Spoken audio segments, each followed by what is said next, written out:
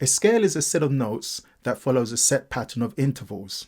The smallest interval between two notes, as you know, is a semitone. A tone consists of two semitones. A scale then follows a set pattern of tones and semitones.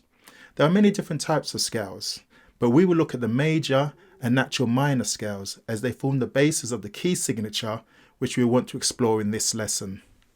The major scale starting from the first note of the scale follows the pattern of tone, tone, semitone, tone, tone, tone, semitone. When constructing a scale, you have to be careful of those notes that have different names. The rule is you cannot have the same letter for two notes in the scale. For example, you cannot have F and F sharp in a scale. You would have to choose G flat instead of F sharp in that case. Let's construct the C major scale. So starting with C, we next choose a note that is at an interval of a tone, which is D. Then the next note at an interval of a tone is E. Now next we want an interval of a semitone, which brings us to F. Then a tone, G, then a tone, A, then a tone, B, and lastly a semitone which brings us back to C an octave higher. As can be seen, there are no sharps or flats in this scale, and so the key signature has no sharps or flats, as seen in the music of last lesson. The key signature shows what notes forms the basis of the music. In this case, the music would be in the key of C. This will become clearer with a few more examples. Let's construct the scale of G major. So starting with G, we next choose a note that is at an interval of a tone, which is A. Then the next note at an interval of a tone is B. Now we next want an interval of a semitone, which is C. Then a tone, D. Then a tone, E. Then a tone, F sharp, and lastly a semitone which brings us back to G an octave higher. Notice that for the previous note we couldn't choose the name G flat because there was already a G in the scale, and that would have broken the rule. Also notice that now we have a sharp in the scale. The key signature would then show this. This means that all the notes on the F lines and F spaces on the staff must be played as F sharp. This takes away the need to write accidentals before every F note to change it into an F sharp note. One last example. Let's construct the scale of F major. Following the pattern of tone, tone, semitone, tone, tone, tone, semitone, we now have a flat in the scale which is shown in the key signature. Once again, we could not use the name A sharp as there was an A already used, so we had to use B flat instead. These are the major scales arranged according to their sharps.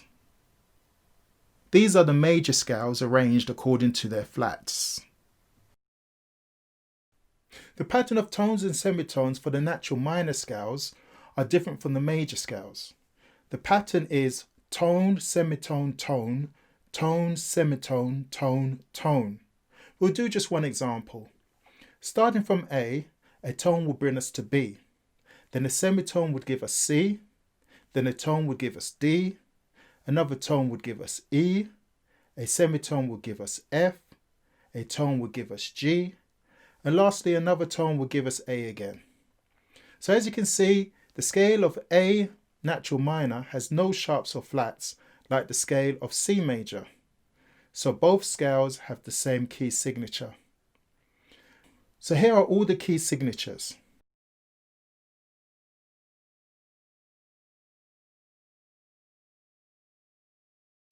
So let's put what we've learnt so far by looking at Charlie Parker's I'll Remember April. The first thing we see is the treble clef or G clef. We discussed this last lesson. Next is a key signature. There are 4 sharps, which means that this music is either in the key of E major or C sharp minor. The 4 sharps are F sharp, C sharp, G sharp, and D sharp. These are the notes that you need to look out for in the music because there will not be any accidentals in the music to tell you that these notes are sharps. Next is a time signature. We will discuss this next lesson. So let's work out the notes. The first note is on the G line. We know this because of the G clef indicates this. However, because of the key signature, this note is G sharp. The next note is on the space above, so must be A. The next note is above that, so must be B. Then it returns again to A and returns back to G sharp. The next note is below the G line and is in the F space, but again the key signature tells us that this note is F sharp. The next note is on the line below, so must be E. Then the music goes back up to F sharp. We have already seen the notes of the triplet, which are E, F sharp and E. The music then goes to the note below this, which must be D sharp. The last note has a ledger line through it and is below the staff, so must be C sharp.